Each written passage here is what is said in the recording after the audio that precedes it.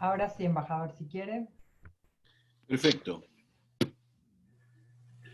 Muy bien. Muy buenas tardes a todas y todos. ¿Se escucha bien? Sí, se escucha bien.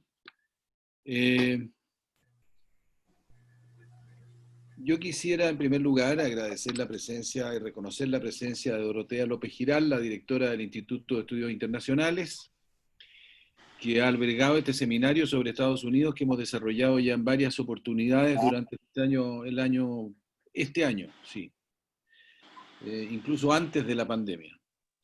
Y quiero agradecer también la presencia, no lo veo en este momento, pero debe estar aquí Juan Somavía, que preside el Foro Permanente de Política Exterior, con el cual estamos asociados para estos ejercicios. Pero naturalmente mi principal gratitud está dirigida a Jorge Castañeda, ex canciller de México, secretario de Relaciones Exteriores, una gran figura latinoamericana, profesor universitario en distintas universidades de Estados Unidos, columnista de grandes diarios mexicanos e internacionales, también panelista de CNN, lo he visto recientemente. Y a mí me interesa decir que además es autor de un libro que ha aparecido hace pocos meses, que se llama America Through Foreign Eyes, y que yo personalmente puedo decir, no lo he comentado antes con Jorge que iba a decir esto, pero quiero decirlo, es un libro excelente para poder, en este momento de la situación de América Latina y de Estados Unidos, y sobre todo de Estados Unidos, comprender cómo se desarrolla el proceso político interno y cuáles son las perspectivas que tenemos hacia el futuro. Le agradezco mucho a Jorge que esté aquí con nosotros hoy día en Chile, y quisiera decir que él va a hablar de la relación, de la situación interna del proceso electoral norteamericano, cómo percibe y cómo ve el cuadro electoral norteamericano y cómo eso va a afectar a la región hacia adelante, muy especialmente a México. Por lo tanto, voy a cederle la palabra y vamos a luego iniciar una ronda de preguntas que va a hacer la única pregunta pública que quisiéramos es la de Carlos Ominami, que va a ser una pregunta directa, y luego vamos a pasar a preguntas en el chat. Por lo tanto, nuevamente, gracias a todos por estar aquí. Es una gran oportunidad para discutir un tema muy fundamental para todos nosotros. Les cedo a Jorge la palabra, nuevamente con mi gratitud. No, gracias, Juan Gabriel, por esta invitación y por la oportunidad de reencontrarme con caras conocidas de amigos y amigas queridas. Entonces, es siempre un placer estar con los amigos chilenos. Voy a tratar de dividir esto en tres partes. Una que sea, como decía, sobre el proceso interno de Estados Unidos, con miras a las elecciones de noviembre. Dos, qué puede traer una victoria de Biden para la política de Estados Unidos hacia la región en general, y México, Centroamérica y el Caribe en particular, y luego algunos comentarios post-mortem, post-tragedia, sobre lo que sucedió este fin de semana en Washington en el BID. Este libro que mencionabas, Juan Gabriel, que además ya está en castellano, publicado por Penguin Random House, se llama Estados Unidos en la intimidad y la distancia.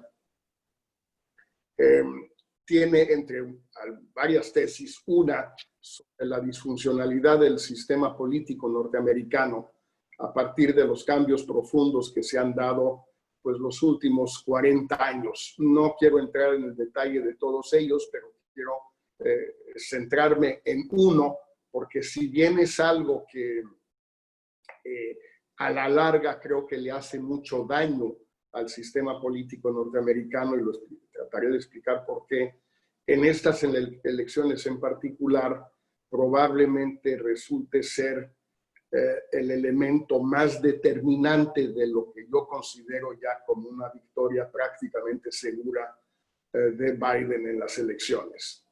En noviembre, 3 de noviembre, detalles más, detalles menos, el 30-31% de los votantes, de la gente que va a ir a votar, van a ser de distintas minorías: afroamericanos, latinos, asiático-americanos, lo que quedan de los pueblos originarios, más algunos indios, algunos somalíes, etc. 30%. Es una cifra ya enorme. California prácticamente ya es lo que llaman un estado minoría-mayoría, es decir, donde las minorías son una mayoría todas juntas. Ahora bien, se suele decir que no son bloques monolíticos, pues en buena medida sí son bloques monolíticos. La población afroamericana vota en un 80-90% por el candidato demócrata. Obama fue el pico, pero no fue la excepción. Alrededor de 70%, 67 a 70% de los latinos votan por el demócrata, y si restáramos a los cubanoamericanos de Florida y en menor medida de Nueva Jersey, la cifra subiría como a 75%, y la proporción es más o menos la misma entre los asiático-americanos, básicamente chinos, en California. Entonces, de estos 30, el candidato demócrata arranca con una ventaja de 8 puntos, más o menos, antes de que haya votado nadie. Antes de que nadie haya votado, ya hay, el demócrata trae 8 puntos de ventaja. Esto se ha ido transformando poco a poco en una ventaja insuperable en lo que llaman el voto popular. Conviene recordar que los republicanos solo han ganado una vez el voto popular desde 1992, en el 2004. En 92 ganó Clinton, en 96 ganó Clinton, en 2000 ganó Gore, en 2004 la única vez ganó Bush, en 2008 ganó Obama, en 2012 ganó Obama, en 2016 ganó Clinton, y en el 20 no hay ninguna posibilidad de que Biden no gane el voto popular. O sea, van a ser 7 de 8. Claro, esto lo corrige el colegio electoral, pero lo corrige hasta donde es posible. La mayoría de los especialistas en esta estadística electoral y en la traducción de votos en la calle, la traducción de votos en el colegio electoral, están planteando ahora, en esta ocasión, pueden equivocarse como se equivocaron un poco en el 16, no tanto, que una ventaja de 5 puntos o más en el voto popular es irrecuperable por el republicano, cualquiera que este sea. Pueden darse casos aberrantes, por decir algo, que el demócrata saque 80% del voto en California, pero los republicanos ganen por un pequeñísimo margen en unos 10 estados clave, y entonces podría ser, en teoría, que una ventaja incluso de 7 puntos no resultara suficiente. Pero lo que esta gente está calculando es que si son más de 5 puntos, no hay manera de que Trump gane en el colegio electoral. Esto se refleja además en las encuestas que estamos viendo en los estados, y también se refleja, se ve en las encuestas nacionales. El promedio de encuestas nacionales de las dos organizaciones que están viendo esto, que son 538 de Nate Silver y Real Clear Politics, ahorita traen todos a Biden con una ventaja de entre 5 y 7 puntos en promedio, como promedio de todas las encuestas. Si nos vamos al detalle de, por ejemplo, tomemos un estado, solo porque es decisivo, porque es latino y porque hoy hay una encuesta muy interesante al respecto, que es el estado de Florida. Si Biden gana en Florida, es imposible que Trump sea electo presidente. No hay una... Biden no tiene que ganar en Florida para ser electo, pero Trump sí tiene que ganar. Una encuesta de alta calidad que salió hoy le da a Biden una ventaja de 5 puntos en Florida a mes y medio de las elecciones. Va perdiendo, le está yendo mal como era de esperarse, del voto cubano-americano. Primero, por el legado de Obama, los cubanos de Miami pues no le perdonan a Biden y a Obama el haber normalizado las relaciones con La Habana. Se creó un mito de que había muchos cubano-americanos de tercera generación que ya no les importaba. Pues muy probable que sí, pero no votan. Los que votan son la gente de nuestra edad o un poquito mayores, los que todavía son de primera y segunda generación. Y eso sí, lo de Obama les pareció, bueno, una salvajada monumental. Pero en cambio, los puertorriqueños, que son cada vez más en Florida, huyeron casi 500,000 de la isla a lo largo de los últimos 2 o 3 años desde el huracán, y tienen derecho de votar en Estados Unidos. No pueden votar en Puerto Rico, pero sí pueden votar en Estados Unidos. Tienen una tradición en Estados Unidos de votar por los demócratas, por muchas razones, Kennedy, etc. Y ahorita detestan a Trump. Entonces, como están los momios ahorita en Florida, todo indica que Biden puede llevarse ese estado, y de no llevárselo, cosa que puede suceder, está muy cerrado, está obligando a Trump a defenderlo. Es como un peón asediado en el ajedrez. Es decir, Trump, normalmente no le interesaría meterle dinero o tiempo de campaña a Florida. Preferiría darlo por sentado y dedicarse a los verdaderos estados cruciales, decisivos, Pensilvania, Michigan, Wisconsin, Arizona, etc. No está pudiendo hacerlo. Ayer anunció el exalcalde de Nueva York, Michael Bloomberg, que le va a meter $100 millones al Partido Demócrata en Florida, solo en Florida. Él solito le va a meter $100 millones. Eso representa, o sea, es una enorme cantidad de dinero, o bien para llevar a cada puertorriqueño a votar y luego llevar a sus niños a Disneylandia. O sea, alcanza para todo eso.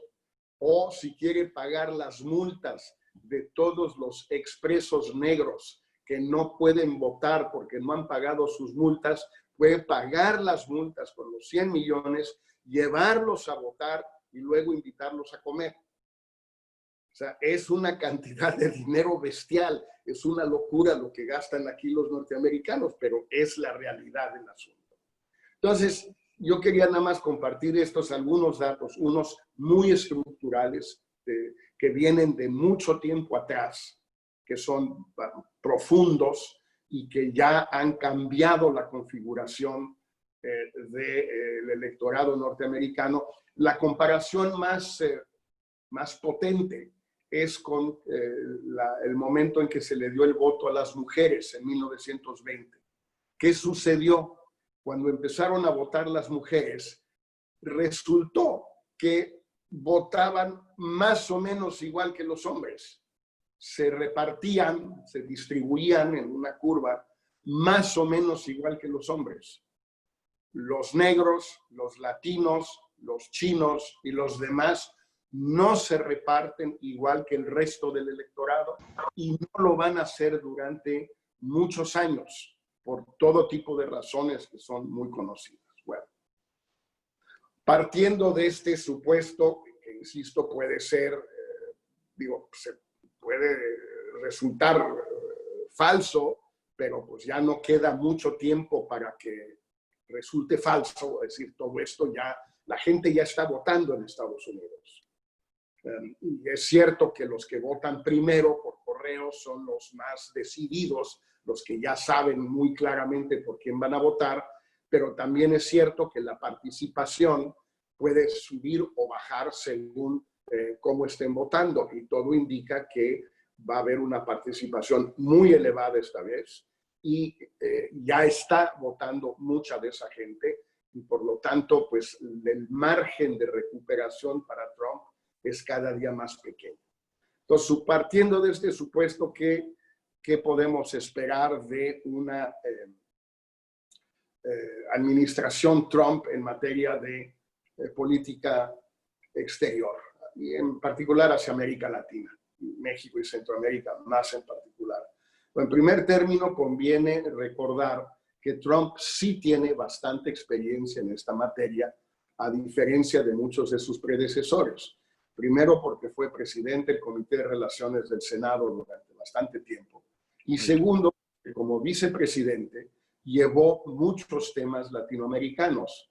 Llevó el tema de Centroamérica, fue el que le encargó Obama el tema del Triángulo del Norte y el dinero escaso en el fondo, bastante ralito, pero el dinero que le destinaron a los tres países por más razones migratorias, llevó buena parte de la relación con México, sobre todo los temas complicados de migración, de inversión y de narco, llevó bastante esos temas.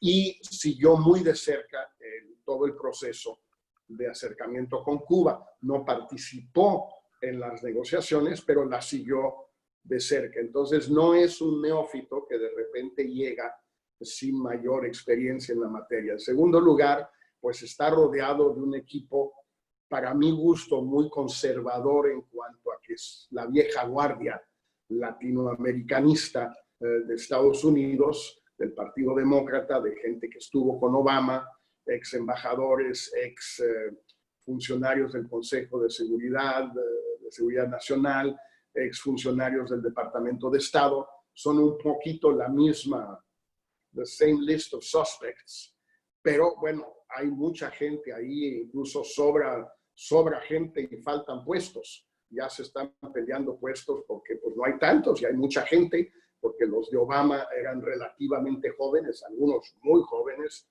como Restrepo, como Zúñiga, como Juan González, todos ellos eran jovencitos. E incluso gente como Roberta Jacobson y otros, pues también eran relativamente jóvenes. Entonces todos ahí siguen, porque solo han pasado, recordemos, los 4 años. ¿Qué podemos esperar? En primer lugar, yo creo que habrá cambios más o menos importantes frente a los países de la llamada Cuenca del Caribe y no gran cosa hacia América del Sur, porque tampoco ha habido una política muy clara de Trump hacia América del Sur, más allá de su amistad personal con Bolsonaro, que seguramente no se repetirá con Biden, ¿no? Con México, lo principal va a ser probablemente la derogación de todos los decretos migratorios sobre el asilo, sobre la separación de las familias, sobre la devolución de centroamericanos a México en espera de su audiencia en Estados Unidos, los acuerdos de tercer país seguro con El Salvador, Honduras, Guatemala y de facto con México. La insistencia en que el ejército mexicano cierre la frontera sur y también cierre la frontera norte. Todo eso yo creo que va a cambiar muy rápidamente. Hay un riesgo para Biden, es un riesgo innegable, que es que mucha gente en Centroamérica y muchos centroamericanos en México podrán leer o ser inducidos a leer por los polleros una victoria de Biden como una especie de banderazo para salir todos hacia Estados Unidos de nuevo. Y puede haber una nueva oleada de centroamericanos desde sus países o los 200 a 300 mil que ya están en México. Unos en la frontera, pero hay muchísimos que no están en la frontera, están dispersos en todo el país. Y son muchos. Y pueden leer esto, los polleros, los coyotes, les pueden decir, pues, a ver, adelante mis valientes y vámonos. Y pues se van y llegan a Estados Unidos y a ver qué pasa. Entonces sí hay un problema ahí de temporalidad de que van a tener que manejar. Con México yo creo que ese va a ser el cambio más importante. No sé qué tan rápido y qué tan dramático sea. Mucho dependerá de cómo resulte el Senado. Si Biden cree que tiene la posibilidad de una reforma migratoria en el Senado, a lo mejor sí se aboca a eso, reconociendo que quizás Obama se equivocó al dejarla para demasiado tarde en su gobierno, cuando ya no tenía una mayoría de 60 en el Senado, pero eso sí es más difícil de prever. En el otro tema con México que va a ser importante, que es la aplicación del nuevo NAFTA, pues es probable que sí la gente de Biden tenga que ser un poquito más rigurosos en esa materia, sobre todo en materia laboral, ambiental y de derechos humanos, que lo que ha sido Trump. ¿Por qué? Pues porque su coalición así lo exige. Biden no es un candidato carismático que arrastra a su gente, más bien es un candidato que es llevado por la ola del Partido Demócrata y en particular por el ala izquierda, y ahí hay mucha gente, pues, o que fue anti-TEMEC, como se le llama ahora, o que fue muy crítica, aunque al final votaron a favor. Conviene recordar que Kamala Harris votó en contra del TEMEC. Bernie Sanders, el principal aliado ahora, votó en contra. No lo van a abrogar, ni mucho menos, pero van a ser mucho más rigurosos en la aplicación de todas las disposiciones de contenido nacional, de derechos sindicales, de libertades sindicales, de contratos colectivos, etcétera, etcétera. Y también en el ámbito ambiental, que es uno de los temas de mayor encuentro entre el ala izquierda del partido y Biden. Con Centroamérica va a ser un poco lo mismo, desmantelar los decretos de Trump, liberalizar hasta cierto punto la migración, pero no mucho. Conviene recordar que Obama tampoco fue un gran, digamos, fue muy hospitalario, que digamos, con los centroamericanos, al contrario, fue muy duro. Y es posible que el propio Biden no le quede más remedio también de ser más riguroso o igual de riguroso en esa materia. Donde puede haber un gran cambio, muy parecido al de México, porque como fueron decretos de Trump, se pueden cambiar con decretos de Biden, es con Cuba. Todo lo que ha hecho Trump frente a Cuba para revertir la normalización de Obama ha sido mediante decretos. Entonces es muy fácil para Biden revertir las reversiones y volver todo al status quo ante, es decir, a 2016. En materia de remesas, en materia de viajes, en materia de permisos de despegue y aterrizaje de líneas aéreas, de cruceros, de permitir que empresas americanas, si no es que inviertan en Cuba, por lo menos administren hoteles, etcétera, negocios de todo tipo en Cuba, es decir, volver a 2016. Ir más allá de 2016 va a depender muchísimo del tema del Senado. Es decir, sí necesitan 60 votos en el Senado para abrogar lo que comúnmente se llama la ley Helms-Burton. Hoy no se ve de dónde los puedan sacar, pero depende. Eso es algo que está en el aire. Pero en todo caso, volver a 2016 con Cuba es algo muy probable. Hay una declaración extraña de Kerry este pasado domingo en una entrevista con Oppenheimer. Kerry, que está hablando a nombre de Biden en la política exterior, no va a tener un cargo, pero sí, por el momento, es el principal portavoz, y dijo que se sentía muy decepcionado por los avances que hubo en materia de derechos humanos en Cuba. Digamos, en la estela de la normalización de Obama. Esto no quiere decir necesariamente que, esto puede ser solamente una postura de campaña para Florida, volvemos al tema de Florida, pero también puede ser un sentimiento de mucha de la gente, del propio Obama y de gente que no estuvo directamente metida en la negociación con Cuba, de que pues sí, los cubanos se pasaron un poquito de listos, o en México decimos lanza en el sentido de pues no cumplir, sino con la letra, con el espíritu de los acuerdos, o por lo menos con la interpretación que Obama y su gente tuvieron del espíritu de los acuerdos. Esas cosas siempre son muy complicadas si no se dejan en la ambigüedad. Juan Gabriel lo sabe muy bien, mejor que yo. Si no se dejan en la ambigüedad, no se logran los acuerdos, y esa ambigüedad luego después viene a complicarte la vida, pues es inevitable. Bueno, el último tema ya frente a América del Sur sería, por supuesto, Venezuela. Pues ahí esto puede vincularse a Cuba o no. Es decir, Biden puede simplemente tomar la decisión de que la política de Trump no ha funcionado, de que todo el apoyo a Guaidó no funcionó. Ya no le tocará calificar las elecciones de diciembre a menos de que se pospongan, cosa que no es imposible. Pero si no se posponen, ya no tendrá él que pronunciarse sobre esas elecciones, pero sí sobre las consecuencias de las elecciones, donde obviamente la oposición pues va por perder la mayoría en la asamblea, porque buena parte de ella no va a participar.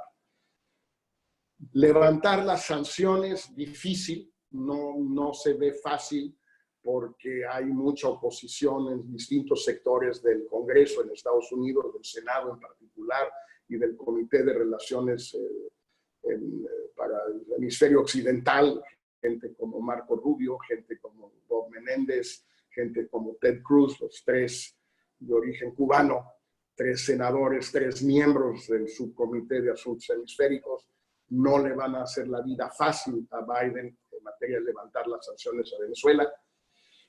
Lo único que podría hacer, si es que la situación económica cubana es tan catastrófica como algunos dicen, es sí condicionar el regreso a la normalización a que Cuba adopte una posición de cooperación con Estados Unidos, con la Unión Europea, etcétera, para buscar una solución interna, pero negociada, en Venezuela. Cuando esto se les planteó a los cubanos en 2017 y 18, se enfurecieron, traición, jamás vamos a traicionar a nuestros hermanos venezolanos, bla, bla, bla, como les encanta ponerse así histéricos a los cubanos, pues lo hicieron de su estilo. Parece que planteamientos más recientes, los últimos meses, en el mismo sentido, ya han sido recibidos con más cordura en Cuba, que ya no lo ven como algo aberrante. Termino ya con el BID, porque, bueno, como todos sabemos, pues fue una derrota muy dolorosa. Dolorosa primero por lo que representa en términos de violación de un pacto fundacional que había funcionado ya 60 años. Dolorosa porque el simbolismo pues sí es importante, y dolorosa porque no solo es un norteamericano que quedó de presidente, sino este norteamericano en particular. Y pues eso no es sencillo. Bueno, ¿qué es lo que pienso yo? Ya lo he comentado, creo que por Twitter he seguido los comentarios de algunos de ustedes y algunas de ustedes. Los conocen, con Carlos Ominami lo hemos platicado mucho. En 2 ocasiones México tuvo en sus manos, y para los pocos simpatizantes de la 4T que queden en Chile, además de Ominami, y Redento, pero bueno, para los que queden, en 2 ocasiones México tuvo en sus manos evitar que esto sucediera. La primera, y esto es público y confirmado por el gobierno de Estados Unidos y por los interesados. En marzo de este año, el gobierno del Tesoro de Estados Unidos se acercó a un amigo nuestro, Ominami, mío, y muchos de ustedes lo conocen, a Santiago Levy, el ex vicepresidente del BID, y ex economista en jefe del BID, director del Seguro Social con Fox y subsecretario de egresos de Hacienda con Cedillo, para decirle que si México presentaba o bien al propio Levy como candidato o bien Alejandro Werner, el subdirector para América Latina del Fondo Monetario Internacional. Estados Unidos lo apoyaría a cualquiera de los dos y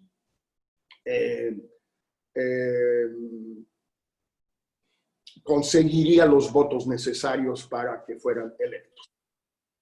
Levy se lo comunicó a Palacio Nacional y vino de vuelta el mensaje del presidente López Obrador de que México solo podía presentar a dos candidatas, a Alicia Bárcena, que todos ustedes conocen, y a Graciela Márquez, la actual secretaria de Economía.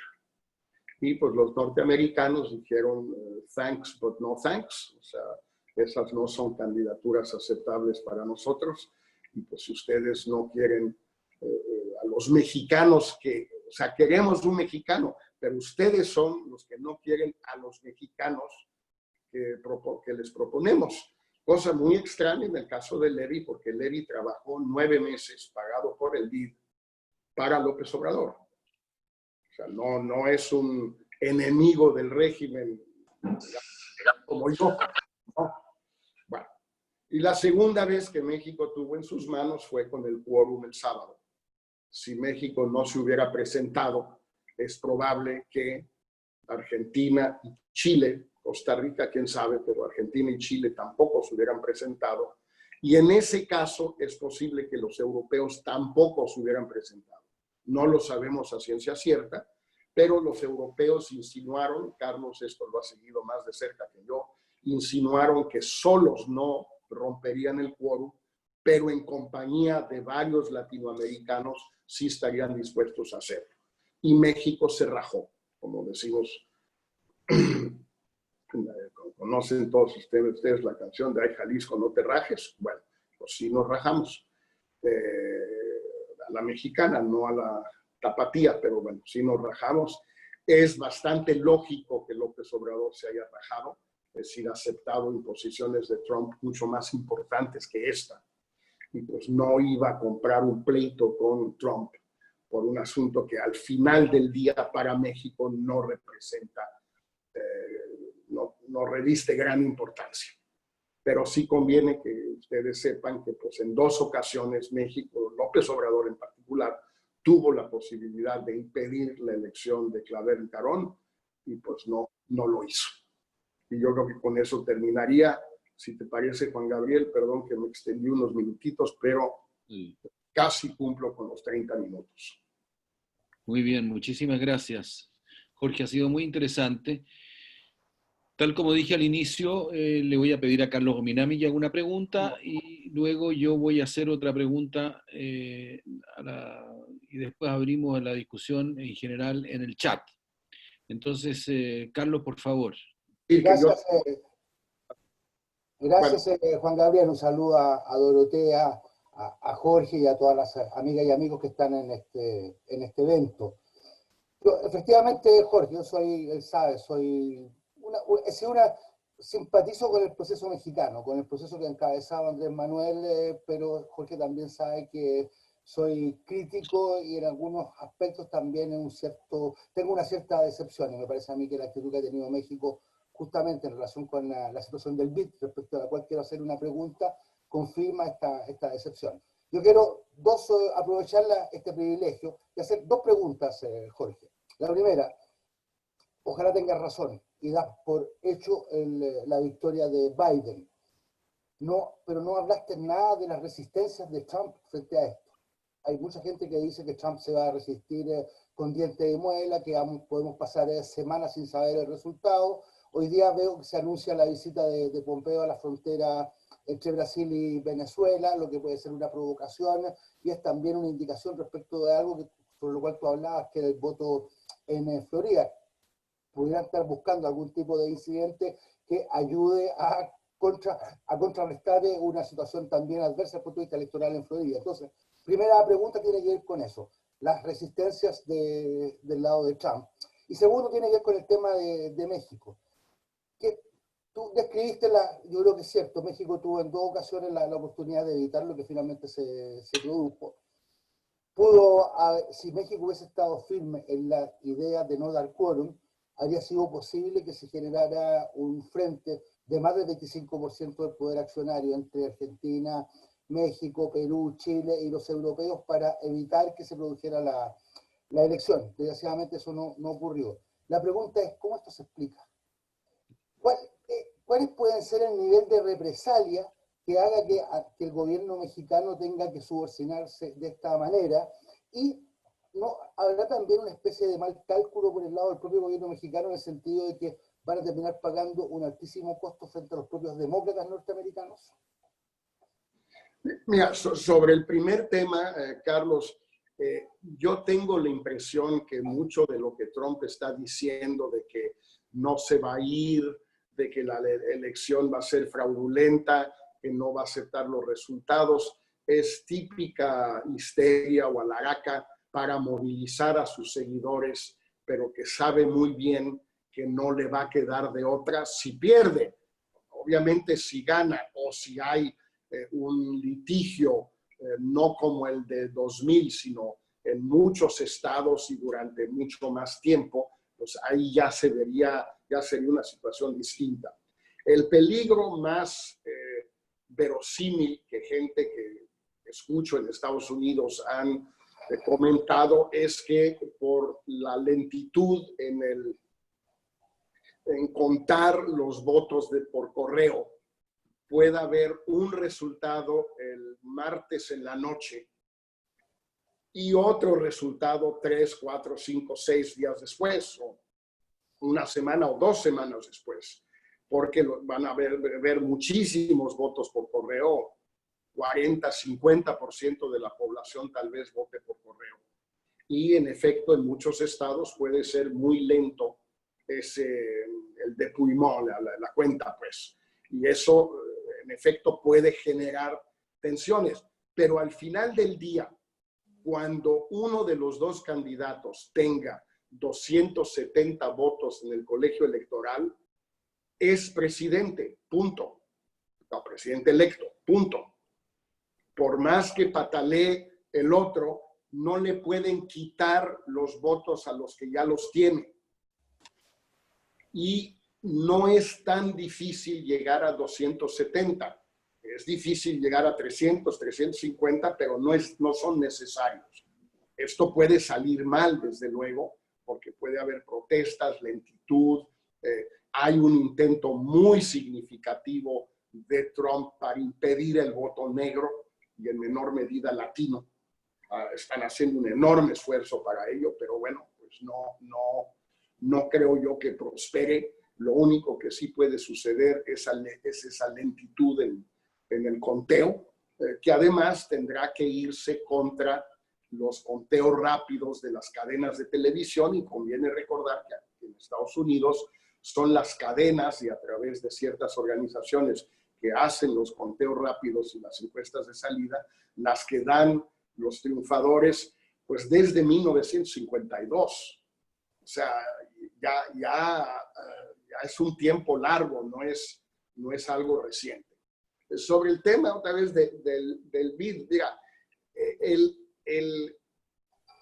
los partidarios ilustrados de la 4T en México, los 5 que hay, no son más, pero esos, lo que te dicen es que López Obrador pensó desde el primer día, desde que ganó la elección, con su mandato y su fuerza y su legitimidad, que el único factor que podía descarrilar su proyecto era Trump, era Estados Unidos. Y que tomó la decisión desde el primer día de evitar a toda costa cualquier enfrentamiento sobre cualquier tema con Trump. Y que ha sido absolutamente fiel a ese propósito ya desde hace pues, más de 2 años, porque empezó en los hechos a gobernar en algunos asuntos desde julio del 2018. Esa es la tesis de ellos. Sostienen que les ha salido bien, porque a cambio de hacer algunas cochinadas, si tú quieres, o algunas cosas excesivas, pues realmente Trump no los ha molestado. No es del todo cierto eso. Por ejemplo, es decir, en lo que México cedió en el acuerdo de libre comercio nuevo, es enorme. Son concesiones con las que yo extrañamente estoy totalmente de acuerdo. Esto convirtió a México en una especie de protectorado laboral y ambiental mexicano, cosa que a mí me parece muy bien, porque estoy totalmente convencido que somos completamente incapaces los mexicanos de hacer esas dos cosas bien solos, no lo creo, punto. Pero bueno, esa es mi posición, no es la de López Obrador y menos la de los empresarios mexicanos, que están volviéndose locos con las disposiciones del TEMEC, como se llama, el nuevo NAFTA, en las fábricas, en las empresas, en los sindicatos, en los contratos colectivos, en los campos, en todo, por la sesión, cómo concedió todo eso López Obrador. Con los demócratas tendrá problemas. Mira, hay unos que sí, unos que no. Con Biden personalmente yo creo que no. Biden no creo que sea el tipo de gente que mantenga un resentimiento así a la larga. Pues sí, apoyaron a Trump y que igual gané yo, puedo ser magnánimo, no me importa. Hay mucha gente de Trump que sí es rencorosa. En particular hay uno, parece, yo no lo conozco, pero conozco mucha gente que sí lo conoce muy bien, Anthony Blinken, que fue el subsecretario con Obama y es probable, es uno de los 2 o 3 candidatos a ser secretario de Estado. Ese sí tiene una fama de rencoroso y de malo, muy inteligente, pero malo. No sé si a ti te tocó Juan Gabriel en Washington. Muy inteligente, muy competente. Muy competente. No es una perita en dulce. Muy bien. Muchas gracias, Jorge. Voy a hacer algunas preguntas que podrían relacionarse con... Voy a tomar preguntas del chat, pero quisiera incluir una que yo tenía presente y que me parece que es importante. La junto con la pregunta de Felipe Crespo sobre el futuro de los partidos políticos, pero me interesa que lo pongas en el contexto de tu hipótesis central en el libro, básicamente en la inviabilidad del sistema en la medida en que el proceso de las minorías y de la sumatoria de minorías hace absolutamente imposible el retorno de sectores conservadores y particularmente amenaza a los sectores blancos de las zonas rurales en particular. Por lo tanto, la pregunta no es solamente la evolución de los partidos políticos, sino si tú ves que esta radicalización del Partido Demócrata y la presencia de este mundo latino y de este mundo de minorías comienza efectivamente a producir o a recomendar transformaciones muy sustantivas en la forma de capitalismo americano. Mira, yo creo que sí, Juan Gabriel, pero también confieso que ahí hay un deseo mío de que así sea. Y pues el wishful thinking a todos nos gana a veces, ¿no? Yo sí tengo la impresión que a lo largo de los últimos 5 o 6 años antes de Trump, se ha producido un giro a la izquierda muy marcado del Partido Demócrata, o si se quiere, del centro de gravedad del Partido Demócrata.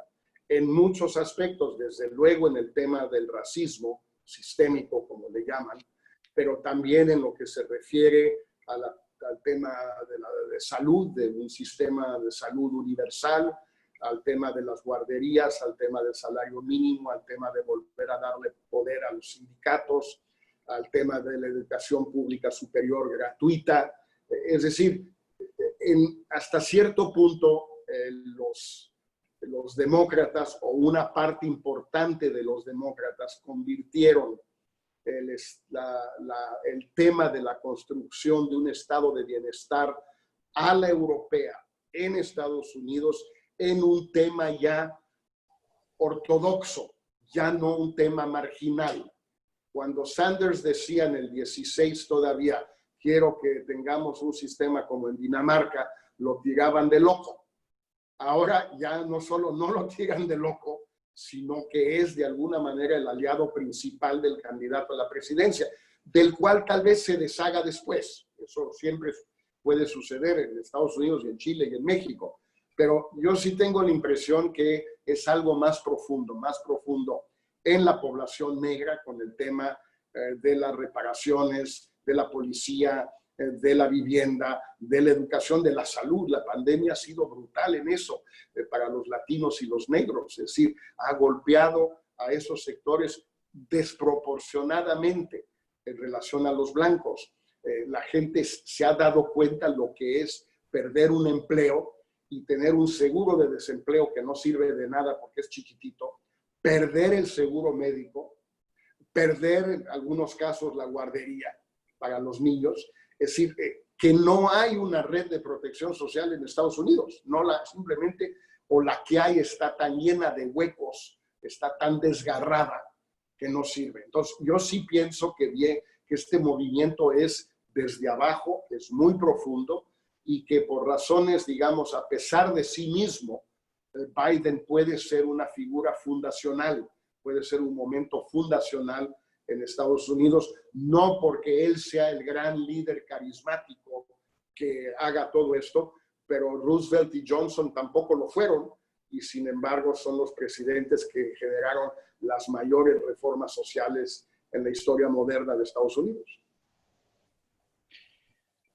Muchas gracias. Paso una pregunta de Carlos Portales y la voy a reunir con la pregunta que hizo Ignacio Ladrón de Guevara. Carlos pregunta si se descarta o tú descartas absolutamente la posibilidad de que el discurso de law and order que Trump ha levantado pueda ser apoyado en algún gran desastre y lleve a un cambio en este mes que queda o en estos 2 meses que quedan. Y en ese mismo marco, ¿cuál ha sido la actitud de los grandes donantes? Hemos leído que los donantes han avanzado en el apoyo a Biden y han decrecido en el apoyo a Trump. Y eso implica un cambio en lo que es el comportamiento de precisamente aquellos sectores que deberían estar más confiados o más necesitados de law and order, o tendrían más miedo frente a ese cuadro. Si pudieras comentar ese tema.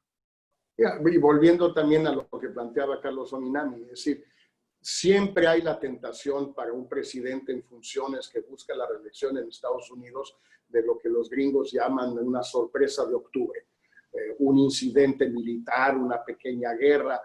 ¿Se acuerdan tal vez la película esa de hace unos 15 años, Wag the Dog? Cierto, claro.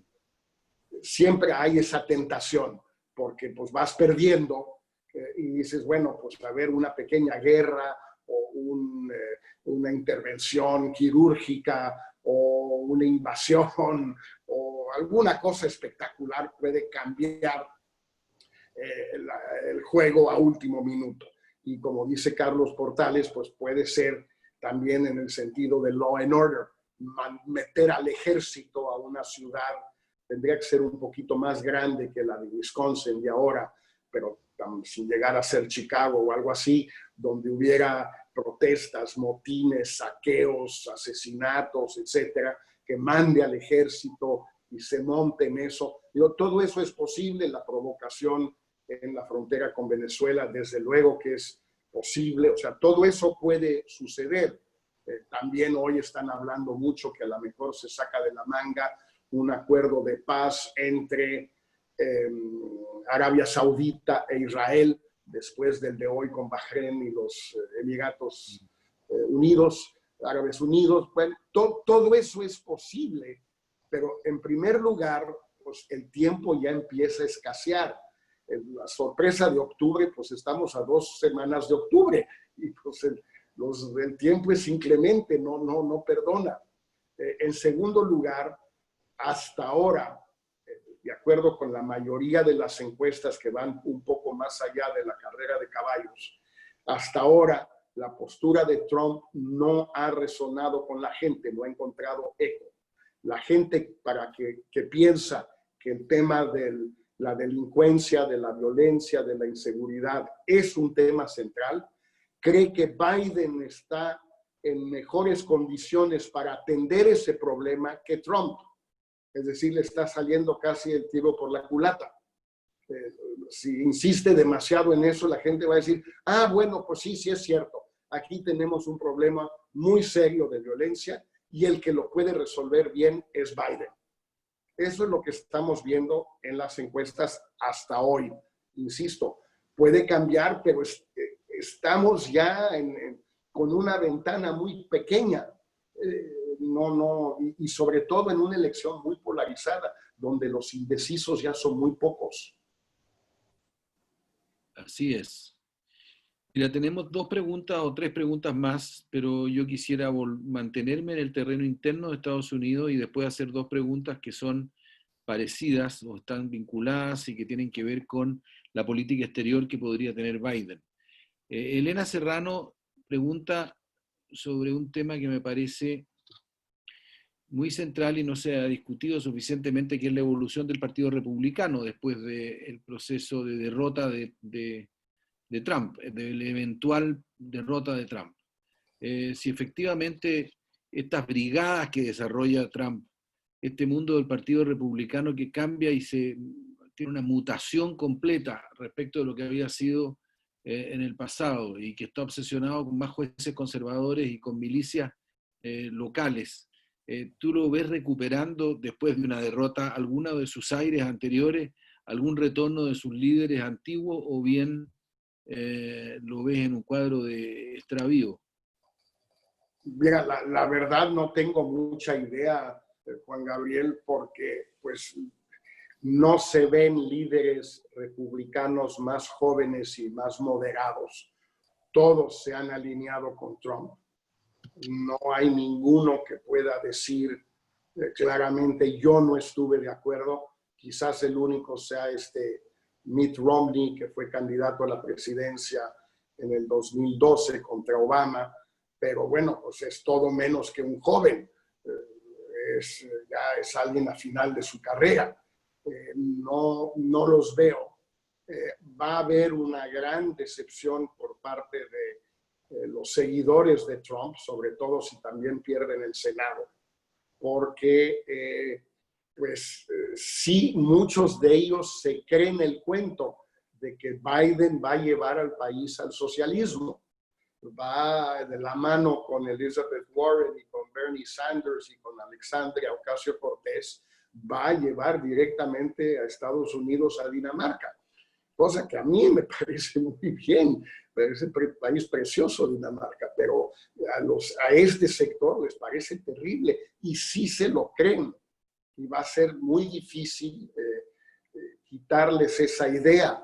Entonces yo sí siento que va a haber un enorme desconcierto si es que la derrota es, primero, si hay derrota, y segundo, si es contundente. Y si Biden, en efecto, empieza a hacer muchas de las cosas a las que se ha comprometido con distintos sectores de su base. Yo veo el Partido Republicano pasando por una fase muy complicada, pero más larga, por ejemplo, que la que vivió entre 1964 y 68, cuando la derrota de Goldwater en 64 fue aplastante, fue terrible, por ser un extremista, por mil razones, y sin embargo 4 años después se recupera. Claro, así es. Mira, voy a dar curso a las últimas preguntas que tengo aquí, que tienen que ver con política exterior futura de los Estados Unidos. La primera tiene que ver con Brasil. Carlos Monge pregunta, ¿cómo podría reacomodarse Brasil, que ha sido en definitiva el país que ha tenido una política más sumisa y de una especie de alineamiento automático respecto de Estados Unidos y con Trump, en un cuadro en el que aparece Biden como gobernante y queda esta política externa sin piso, comandada además por Bolsonaro en un cuadro de creciente crisis interna? Sé que no es fácil hacer una reflexión sobre algo tan hipotético respecto de cómo se comportaría el equipo de Biden en una circunstancia en la cual tiene que enfrentar un Brasil de esta naturaleza, pero es evidente que tú mencionaste a Blinken y conocemos bien a los otros, a González, a algunos de los que están allí. Yo tendría una respuesta, pero en realidad el invitado para explicarlo eres tú. No, Así pero que... habla tú, Juan Gabriel, porque tú sí sabes de eso y entiendes eso mucho mejor que yo. Digo, para mí lo obvio es que no va a haber una relación personal entre Biden y Bolsonaro como lo hay entre Trump y Bolsonaro y sus hijos. Pero más allá de eso, no sé, ¿tú qué piensas? Tú los conoces a todos estos, te tocaron. Yo creo que les van a hacer una graciosa invitación a cambiar de línea y les van a dar una espacio de tiempo para que puedan corregirse. Esa va a ser la postura porque naturalmente a Estados Unidos le interesa la relación con Brasil y va a tratar de mantenerla buena a pesar de Bolsonaro y lo demás. La pregunta es si Brasil va a ser capaz de hacer ese cambio y esa modificación. Ahora, la otra No, pregunta... Sí, nada perdón. más agregar a eso, Juan Gabriel, que no olvidemos que el tema verde, el tema ambiental, es importantísimo para la decisión de Biden. Él, en lo personal, pues es difícil saber realmente qué tanto le importa o no le importa, pero a su gente les importa muchísimo. Y el tema de la Amazonía y de la quema es un tema de enorme pertinencia y trascendencia en Estados Unidos para ese sector. Es casi un crimen de lesa humanidad lo que ellos creen que está sucediendo en la Amazonía. Y por cierto, parece que en efecto está sucediendo. Digo, no parece estar muy equivocados, que digamos, ¿no? En ese sentido, ¿tú ves una diferencia con la política que tuvo Obama? Porque una de las preguntas es si va a haber alguna novedad o algún tipo de modificación respecto de cómo se comportó Obama hacia América Latina. Y hemos ya visto cuáles son aquellas tendencias y aquel tipo de procesos en los cuales va a haber una confirmación de lo que hizo Obama en su época, pero quizás en el medio ambiente podría haber un acento mucho más fuerte, ¿no es verdad? Yo creo que sí, Juan Gabriel. Yo creo que es uno de los temas claramente donde va a haber más presión. Yo te diría tal vez quizás en materia de derechos humanos. Yo creo que sí, de nuevo, no por Biden, sino por la gente que lo rodea y la coalición, la alianza que ha construido. Yo creo que van a tener más presión de base para ser un poquito más rigurosos en materia de derechos humanos en los países donde esos problemas existen. Y bueno, existen en muchos, o sea, no son pocos. No es solo México, ni mucho menos, ni El Salvador. Son muchísimos, ¿no? Yo creo que en eso también puede haber un cambio frente a Obama, que al final fue hasta cierto punto indiferente, ¿no? Así es. Mira, yo tengo últimas dos preguntas. Le voy a ofrecer a Dorotea que haga una pregunta directamente, si le parece bien. Pero quisiera referirme a una que está dirigida muy personalmente a ti, de Roberto Funk, que dice que recuerda el libro que tú escribiste hace 20 años sobre los cambios en la izquierda latinoamericana. ¿Y cómo pensarías o cómo mirarías hoy día la transformación de esta o la aparición de esta nueva izquierda norteamericana, ¿no?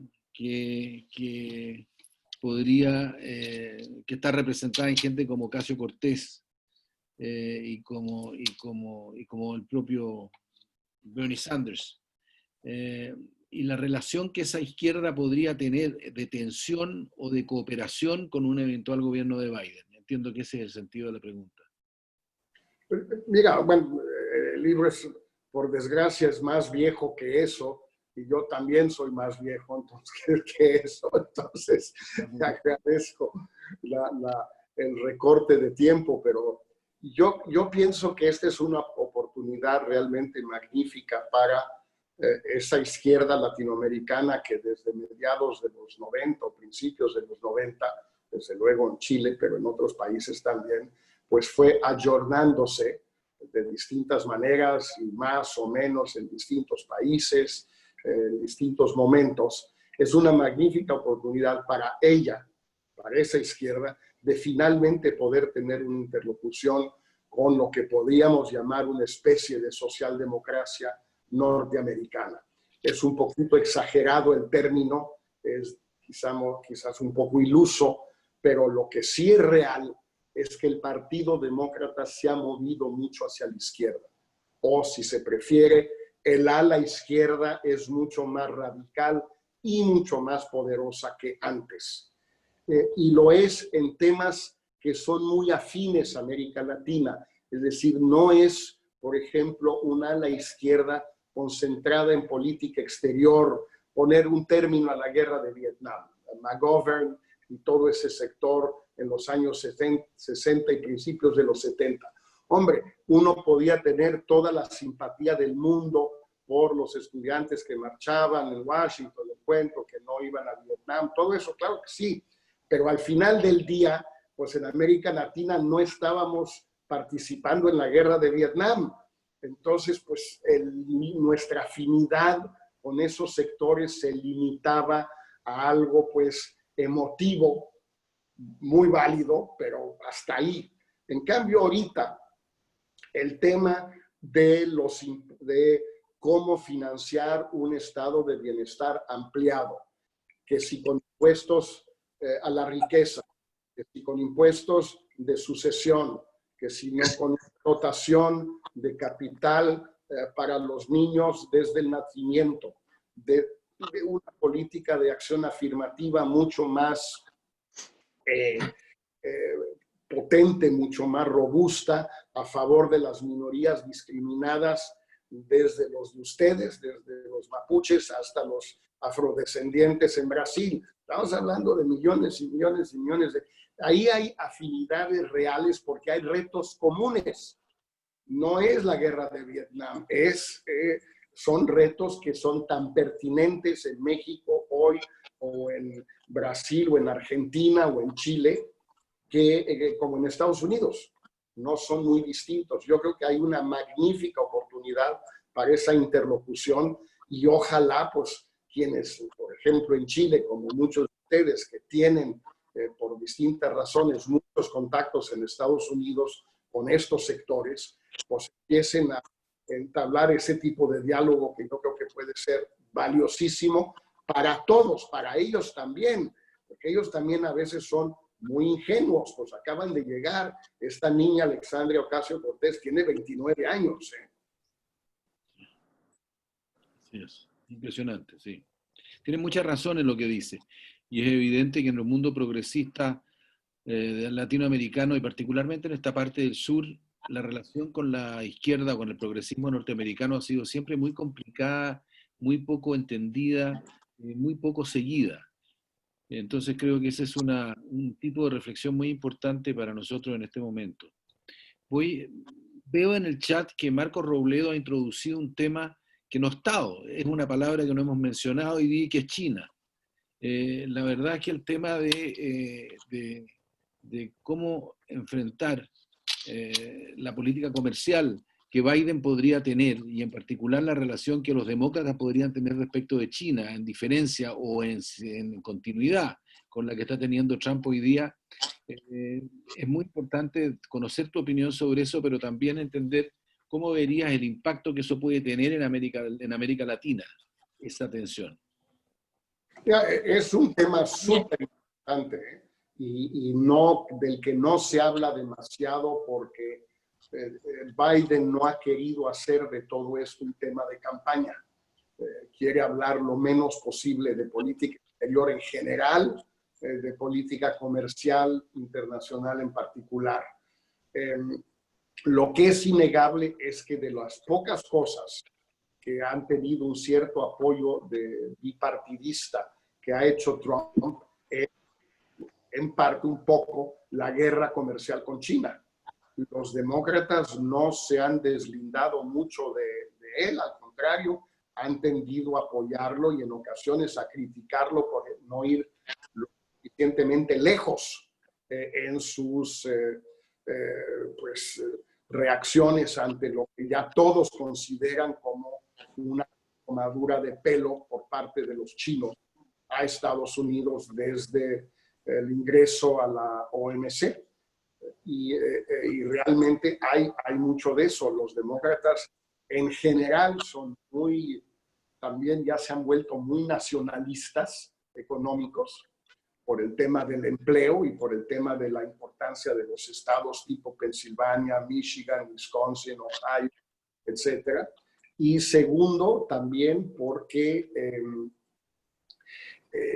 los sindicatos sí están desempeñando un papel importante en la campaña de Biden. Biden es más un candidato de aparatos que lo fue, por ejemplo, Obama. Obviamente los sindicatos lo apoyaron y todo lo viviste, pero Obama tenía su propio arrastre con la gente. digamos, podía bypassear a los sindicatos y el aparato del Partido Demócrata, financiado por los sindicatos y todo eso que se quiere. Biden no, es un hombre mucho más tradicional de aparato. Los sindicatos están muy entusiasmados con su candidatura, le están metiendo mucho dinero. Han crecido los sindicatos de nuevo en Estados Unidos, poco, pero por lo menos la tendencia declinante se ha corregido. Y yo creo que van a tener un papel muy importante en la política comercial, más con México que con China, los sindicatos, pero los demócratas tienen también un tema estratégico, tecnológico, etcétera, con China, que sí, pues hay una sensación, la misma sensación que tienen los trabajadores que perdieron sus empleos en Michigan, porque esos empleos se fueron a China y que de los chinos les tomaron, ¿no? Pues también los demócratas tienen la impresión que los chinos les tomaron el pelo a través de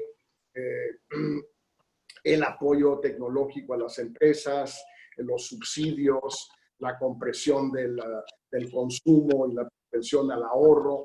Todos esos temas que son muy trumpianos también son temas demócratas. Sí, me doy cuenta, sí. Jorge, te agradecemos mucho lo que nos has comunicado y la calidad de tu presentación. Creo que ha sido una gran reunión. Antes de terminar, me gustaría preguntarle, porque veo ahí a Juan Somavía, si quisiera hacer alguna pregunta en especial. Pero hay un tema que quedó, perdón, lo veo recién, y viene de Carlos Portales, y se refiere a una cuestión general. Me parece muy interesante lo que plantea, por cuanto la pregunta es, en el fondo, si Estados Unidos está en condiciones de recuperar su posición en el sistema de derechos humanos global. Pero eso, en el fondo, lo que está preguntando ¿es capaz Estados Unidos de recuperar una suerte de liderato que mantuvo en un momento, particularmente en el mundo unipolar que tuvimos después del fin de la Guerra Fría, o es un ejercicio ese inútil de pensar?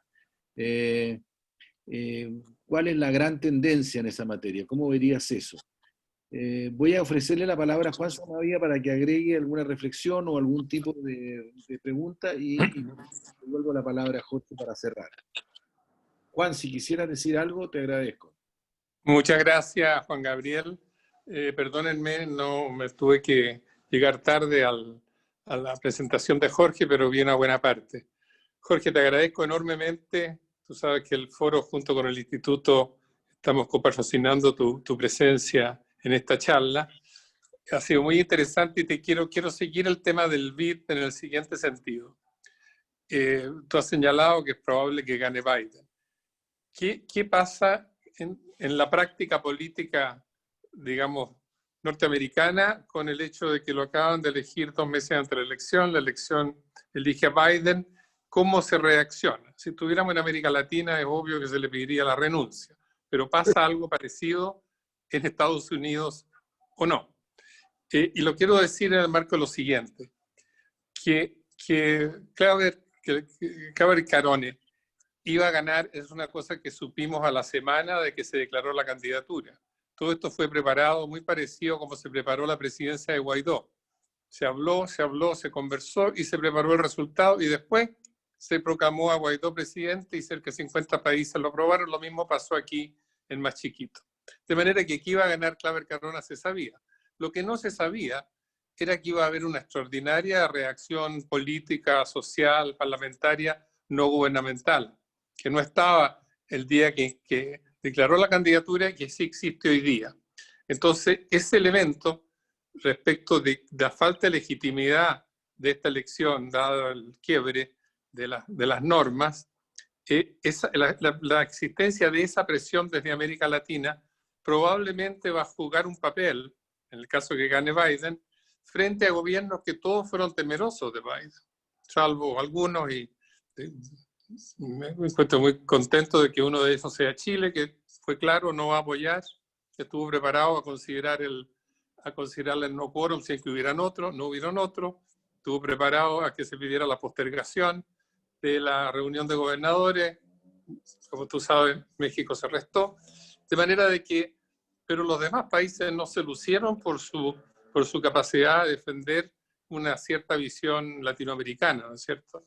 ¿Cómo ves tú en ese marco, con este mundo político no gubernamental, habiendo tenido una reacción muy poderosa en términos de dignidad latinoamericana, gobiernos que no tuvieron esa misma actitud y un Biden que se encuentra con un regalo de Trump 2 meses atrás? ¿Cómo se maneja esa situación? Nos interesa muchísimo desde América Latina, naturalmente, porque nosotros no queremos que ese señor se quede. Te agradezco enormemente, Jorge. No, a ti, Juan, por la invitación y el patrocinio también. Mira, yo tengo la impresión que sí hay una especie de regla no escrita en Estados Unidos y también en otros países, de que cuando hay una elección cerrada y participa el presidente en funciones, es decir, donde puede tomar decisiones, por ejemplo, de política exterior, semanas o meses antes de una elección que por definición puede perder, pues a menos de que esté obligado a hacerlo, no debe hacerlo, sino hasta después de la elección. Hombre, si mañana, qué sé yo, Putin invade Estonia, pues lógicamente Trump tendría que responder de un modo o de otro. No se le podría pedir que esperara las elecciones. Pero este tipo de decisión, pues obviamente es vista como algo indebido, que viola las reglas no escritas, porque no había ninguna necesidad de apresurarse y menos aún de violar una tradición de manera tan desfachatada, ¿no? Mi impresión es que Biden lo va a quitar. Lo va a quitar ya sea a la norteamericana, es decir, pagándole 1 año o 2 años de sueldo para que se vaya, ya sea a la mexicana, digamos, tipo Don Corleone, haciéndole una propuesta que no pueda rechazar. Yo creo que no va a durar Claver Carone en el bid si Biden gana. No sé cuándo suceda eso, pero creo que sería un gesto muy fácil para Biden para congraciarse con todo ese mundo que tú describías, Juan. Los expresidentes, los exministros, los excancilleres, exfuncionarios, intelectuales, toda la gente que se manifestó, que nos manifestamos en contra del nombramiento de Claver Carone. Es un gesto fácil, barato para Biden. Creo que el sueldo del presidente del BID es de $500,000 al año, pues le pagan 1 año, le pagan 2 años si quieren, pues es $1 millón. Para cualquiera de nosotros es bastante plata. Para el gobierno de Estados Unidos, pues no es bastante plata. Y yo creo que tienen elementos para, digamos, convencerlo de que lo mejor para todos es que se vaya. Quizás me haga ilusiones, pero la impresión que tengo hablando con alguna gente de Biden es que esa es la postura que tienen. Lo que decía Juan Gabriel, que planteaba Carlos Portales, no sé si tal vez con eso terminemos. Depende, es decir, Obama fue en muchos sentidos una decepción para la comunidad de derechos humanos internacional. Una decepción para grupos como Amnistía, como Human Rights Watch, para la CIDH, la Corte también, para muchos grupos europeos, para el Parlamento Europeo. Sí, no fue un gran presidente de derechos humanos, no fue un Carter actualizado, digamos, ni mucho menos, ni remotamente. Biden lo puede ser, no tiene un historial de que le importen los derechos humanos, pero sí hay mucha gente que lo rodea que tienen ese historial, y no solo gente de derechos humanos, sino gente del activismo ambiental, del activismo laboral, del activismo de género, del activismo de distintas minorías, etcétera, ¿no? Entonces, yo sí quiero pensar que no tanto por él, sino por, de nuevo, la gente que lo rodea, Estados Unidos, si quiere retomar esa postura, la puede retomar, porque para empezar, pues no hay muchos otros ahorita, y en segundo lugar, pues los temas de derechos humanos están más vigentes que nunca en el mundo, en en el mundo entero. Y yo creo que Estados Unidos tiene un papel muy importante que puede desempeñar en eso como ningún otro país, simplemente por el tamaño, por la riqueza, por el poderío y por el famoso poder suave. Muchas gracias, Jorge. Nuevamente te agradezco enormemente que hayas estado con nosotros hoy día. A nombre del foro y a nombre del Instituto de Estudios Internacionales, quisiera darle la última palabra para agradecerte a Dorotea López Giral. Un abrazo, Jorge, y espero encontrarte en algún momento en nuestra ¿cómo se dice eso? En su nostálgica Princeton. Alma mater, sí, alma mater, Ya exactamente. urge ya, Juan Gabriel. Y urge. Entonces, Dorotea tiene la palabra, por favor. Solo quiero agradecerle mucho a Jorge Castañeda, dejarlo comprometido a que el foro y nosotros lo volvemos a invitar después de las elecciones para oír entonces una reflexión sobre lo que sucedió. Agradecer mucho al embajador Valdés, a Carlos Ominami y al Foro de Política Exterior a través de Juan Somavía por nuestra exitosa alianza y agradecerles a todos los presentes haber estado con nosotros. Espero, Muchísimas gracias, Jorge. no, gracias, Dorotea, Juan Gabriel, Carlos, Juan, y espero que si me equivoco a todos se les olvide. Estaremos llorando. Muy Nos bien, un vemos abrazo. todos muy pronto. Un abrazo a todos. Carlos, por Chao, favor, Jorge. Muchas gracias. Muchísimas gracias. a todos.